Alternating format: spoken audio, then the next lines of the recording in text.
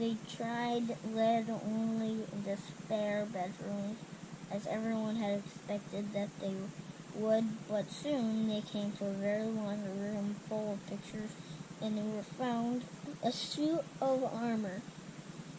And after that was a room full of hung and green with a harp in the other corner. And then they came 3 steps down and 5 steps up. And then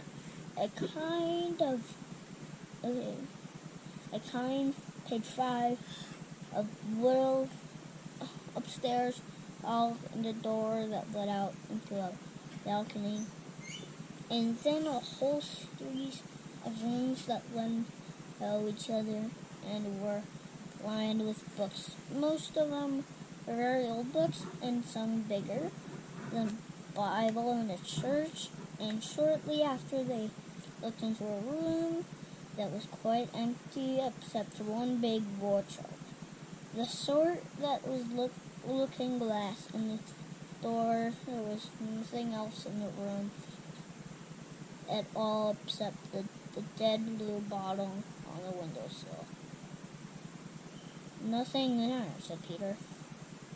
And they all trooped out again, all except Lucy. She stayed behind because she thought it would be worthwhile trying the door of the wardrobe, even though she felt almost sure that it would be locked.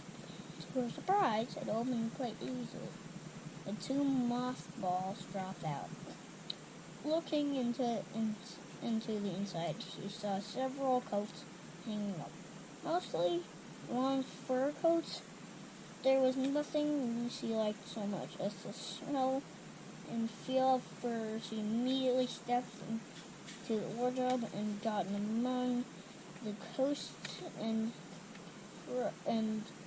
rubbed her face against them, leaving the door open, of course, because she knew that it is very foolish to shut oneself into any wardrobe. Since she went further into and found that there was a second row of coats hanging behind. Page 6. The first one, it was almost quite dark in there. She kept her arms stretched out in the front of her suit, so as not to bump her face into the black of the wardrobe. She took a step further, and then 2 or 3 steps, always expecting to feel woodwork against the tips of her fingers, but she could not feel it.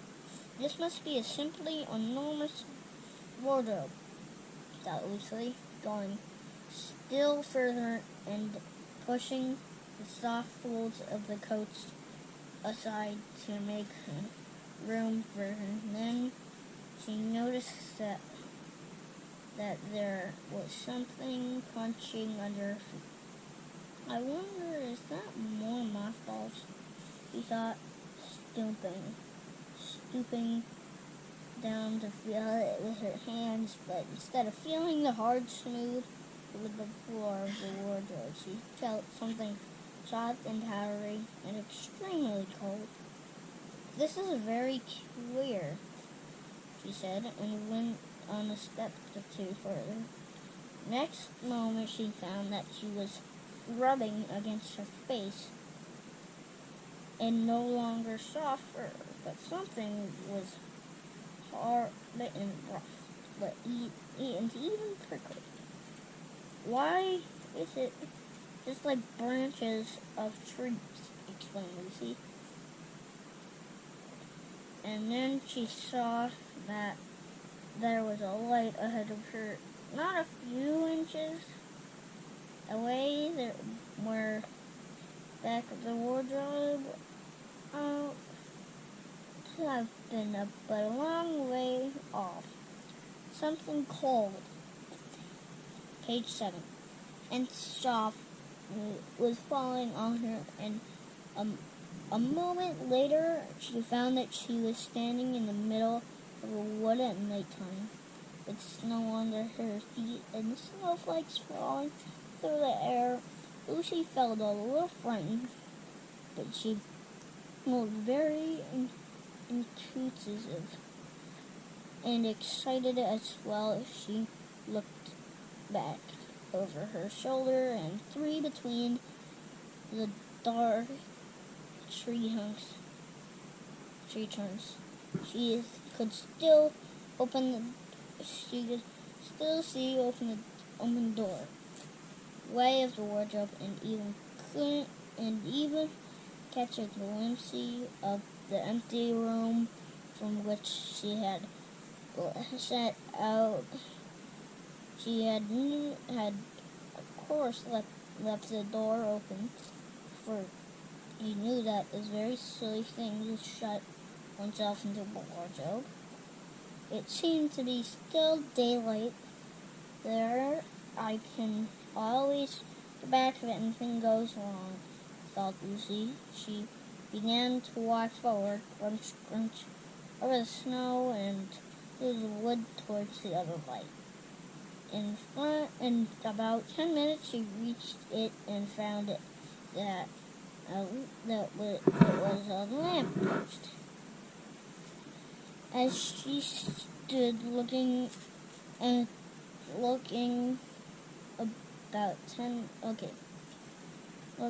it, wondering why there was a lamppost in the middle of a wood, and wondering what to do next, she heard a pitter-patter of feet coming towards her, and soon after that, a very strange person stepped out from among the trees into the light of the lamppost. He was only a little taller than Lucy herself, and he carried over his head an umbrella, white with snow from the waist upwards. He was like a man, but his legs were shaped like a goat's.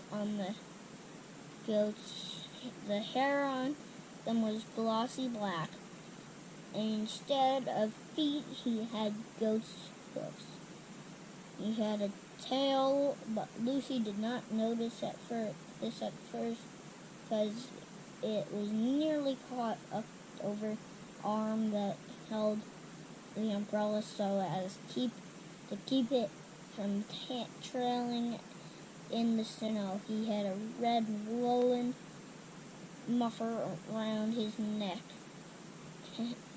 and his skin was rather reddish too. He had a strange but pleasant little face, with a short, pointed beard and curly hair, and out of the hair there stuck two horns of one each side of his forward. One of his hands, as I have said, held the umbrella.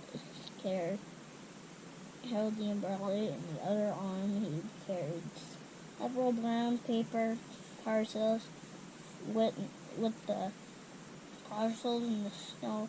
It looked just as if he had been doing his Christmas shopping. He was fun, and when he saw Lucy, he gave such a start of surprise that he dropped all his parcels. Goodness gracious me, exclaimed the fawn. Alright, that's chapter 2. See you guys.